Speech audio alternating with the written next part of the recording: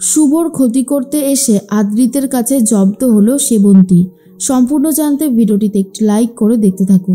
গল্পের শুরুতেই দেখা যায় শুভ আর এই অপমান অন্যায় সহ্য করতে পারছে না, তাই আদ্রিতের সাহায্য নেয় আর বলে, আদ্রিত, এই রকমভাবে দিনের পর দিন তো চলতে পারে না। মা আমাকে একদমই সহ্য করতে পারছে না, আমার খুবই খারাপ লাগছে। আদ্রিত তখন বলে, শুভ, মা সমস্ত লিমিট ক্রস করে গেছে। মা কি করে পারলো তোমার গায়ে হাত তুলতে? আমি তো এটাই ভাবতে পারছি না যে মা এইটা কি করে করতে পারলো।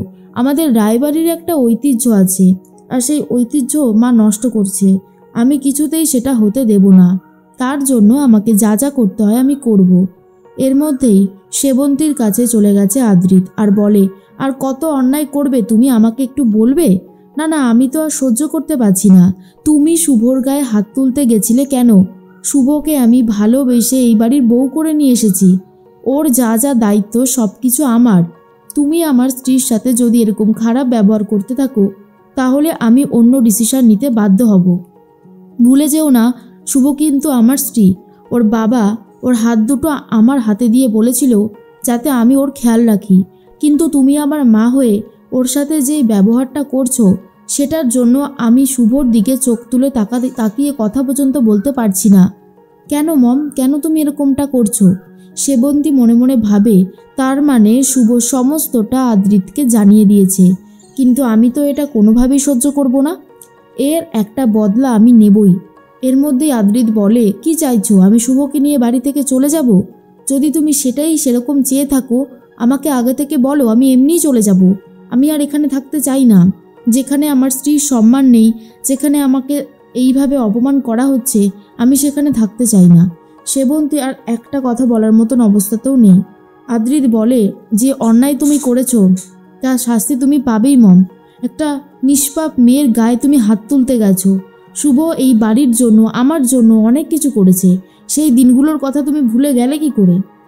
সেবন্তী বলে, আদ্রিত, তুমি আমাকে ভুল বুঝছো। আদ্রিত বলে, না, আমি তোমাকে ভুল বুঝছি না। যা বোঝার ঠিকই বুঝেছি। ভবিষ্যতে কখনো আর এরকমটা করতে এসো না, তার ফল ভালো হবে না। এই বলেই চলে যায়। তখনই সবটা শুনে নিয়েছে রঞ্জিনী। রঞ্জিনী বলে, দিদিভাই এবার একটু বেশি বাড়াবাড়ি করে ফেলেছে। বাড়ির বউয়ের গায়ে এরকমভাবে কেউ হাত তুলতে চায় নাকি? আর এরকমটা কি কেউ করে? সত্যি দিদিভাই যে কি করে না বুঝতে পারি না। তার মধ্যেই পূর্বী বলে, কি হয়েছে? রঞ্জিনী বলে, দেখ না, শুভর গায়ে হাত তুলতে গেছিল দিদিভাই, আজকে আদ্রিত এসে পুরোপুরি জব্দ করে দিয়েছে। আমার তো খুবই খারাপ লাগছে এটা ভেবে যে এই রকমভাবে কেউ মারে। তার মধ্যে অন্যদিকে অয়না চলে গেছে তার বয়ফ্রেন্ড স্যামের সাথে দেখা করতে। স্যাম পারিবারিক একটা চিন্তায় রয়েছে। আর তখন অয়না বলে, আমি আর তুমি যদি এক হয়ে যাই তাহলে আমরা এইটুকু সংসার ঠিকই চালিয়ে নিতে পারবো। তুমি আমার ওপর সেই ভরসাটা করতে পারো না স্যাম? স্যাম তখন বলে, কেন পারবো না, কিন্তু কোথাও যেন একটা টেনশন তো থেকেই যাচ্ছে। তবে কি জানো একটা কথা, যে আমি সব সময় তোমার পাশে আছি। সেই রেস্টুরেন্টেই চলে এসেছে আদ্রিত আর শুভ। আদ্রিত তখন বলে, দেখো শুভ, আমার মা তোমার সাথে যে অন্যায় করেছে সেটা খুবই খারাপ। আমি তোমার কাছে আমার মায়ের হয়ে ক্ষমা চেয়ে নিচ্ছি। শুভ তখন বলে, আদ্রিত, তুমি তো কোনো অন্যায় করোনি, তাহলে তুমি কেন ক্ষমা চাইবে? আর মা তো আমাকে মেনে নিতে পারছে না। মায়ের কথাটা এখন না বললেই কি নয়? আদ্রিত বলে, বলতে তো চাইনি, কিন্তু মা যেরকম ব্যবহারটা তোমার সাথে করছে এটা আমি নিজেও মেনে নিতে পারছি না। এদিকে বাড়িতে সেবন্তী নিজের ওপর নিজে খুব রেগে যায় আর বলে, একটা পুরোহিতের মেয়ে, সে আমাকে এইভাবে জব্দ করছে, এটা আমি কিছুতেই টলারেট করব না। আমি শুভকে ছাড়ব না। এর মধ্যেই শুভ বলে, জানো তো আদ্রিত, প্রতিটা মেয়েই যখন বিয়ে করে তখন চোখে অনেক স্বপ্ন নিয়ে শ্বশুরবাড়িতে আসে আর ভাবে তাকে সবাই খুব আপন করে নেবে, কিন্তু পরিস্থিতিটা অন্য রকমের হয়। বাড়িতে এমন একজন থাকে যে মেনে নিতে পারে না, সেখান থেকে শুরু হয় অশান্তি। কিন্তু সবাই তো সেই মেয়েটারই দোষ খুঁজে পায়, তাই না? এর মধ্যে আদ্রিত বলে, আমি মার সাথে কথা বলেছি, আশা করি মা আর এরপরে কোনো অন্যায় করবে না। এর মধ্যে শুভ আর আদ্রিত দুজন মিলেই বাড়িতে ফিরে আসে। বাড়িতে ফিরে আসার পর থেকেই শুভর অতিরিক্ত বমি হতে শুরু করে। আর তখন আদ্রিত বলে, নিশ্চয়ই তুমি উল্টোপাল্টা কিছু খেয়েছো শুভ, তোমার এই ভমিটিংয়ের সমস্যা তো ছিল না। এরপরে শুভকে ওষুধ দিতে যায় আদ্রিত, তার মধ্যেই চলে এসেছে ঠাম্মি। ঠাম্মি তখন বলে, হ্যাঁ রে শুভ, তুই তো কোনোদিন গ্যাসের রোগী ছিলি না, তাহলে এরকমটা কি করে হচ্ছে? শুভ তো পুরোপুরি চুপ করে রয়েছে। এরপর আদ্রিত ওষুধ দিতে গেলে শুভ বলে, না আদ্রিত, আমার বদহজম হয়নি, আমি ওষুধ খাবো না। এর মধ্যেই ঠাম্মি বলে, শুভ, আমি যেটা ভাবছি তাহলে সেটাই কি ঠিক? তাহলে আমি খুবই খুশি হব। শুভ ইশারার মাধ্যমে বলে দেয় ঠাম্মি যেটা ভাবছে সেটাই ঠিক। এর মধ্যে আদ্রিত বলে, ও ঠাম্মি, কি হলো? তুমি যে ওকে বললে না ওষুধটা খেতে? ঠাম্মি তখন বলে, আরে না না, ওসব ওষুধ লাগবে না। এরপরেই ঠাম্মি খুশি হয়ে আদ্রিতকে বলে, তোমার মাকে বলবো তোমার ছোটোখাটো যেই জামা প্যান্টগুলো আছে সেগুলো আলমারি থেকে বার করতে। এই বলেই বেরিয়ে যায়।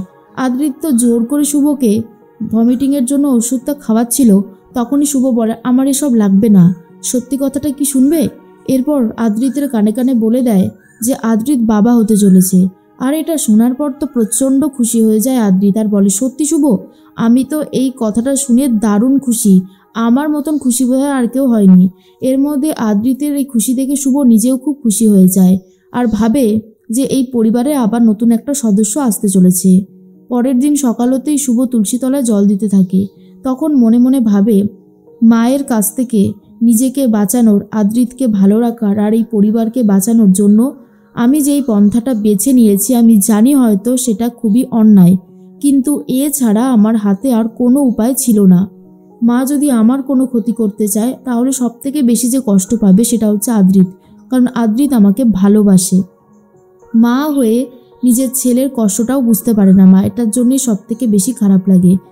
আমি যেই কথাটা বলেছি সেটা দিয়েই আমি মাকে উচিত শিক্ষাটা দেব। এর মধ্যেই ঠাম্মি চলে এসেছে আর বলে, শুভ, এখন কিন্তু তুই আর দৌড়াদৌড়ি করবি না, আর খুব ভালোভাবে থাকবি, খাওয়া দাওয়া টাইমে টাইমে করবি। তুই ভুলে যাস না কিন্তু এখন রায়বাড়ির বংশধর, তোর গর্ভে একটু একটু করে বেড়ে উঠবে, তাই সমস্ত দায়িত্ব কিন্তু তোর। শুভ তখন বলে, জানি ঠাম্মি, তুমি এইভাবেই আমার পাশে থেকো, তাহলে আমি সব বিপদকেই একেবারে জয় করে নেব, তুমি শুধু আমার পাশে থেকো। শুভকে তখন ঠাম্মি বলে, আমি সবসময় তোর পাশে আছি। এর মধ্যেই সেবন্তী এসে আবারও শুভকে অপমান করতে থাকে আর বলে, তুই আমার ছেলের কাছে আমাকে অনেক নিচে নামিয়েছিস, এবারে দেখ আমি কি করি। শুভ তখন বলে, তোমার দেখানো পথেই তো আমি হাঁটছি মা, তাহলে তুমি এই কথাগুলো কেন বলছো? আমার মনে হয় তুমি এবারে আর আমাকে জব্দ করতে পারবে না। এর মধ্যে আদ্রিত এসে সেবন্তীর মুখে মিষ্টি ভরে দেয় আর বলে, জানো মা, একটা দারুণ সুখবর আছে, আমি বাবা হতে চলেছি আর তুমি ঠাম্মা। এই পরিবারের নতুন সদস্য আসতে চলেছে, কেমন লাগবে বলো তো?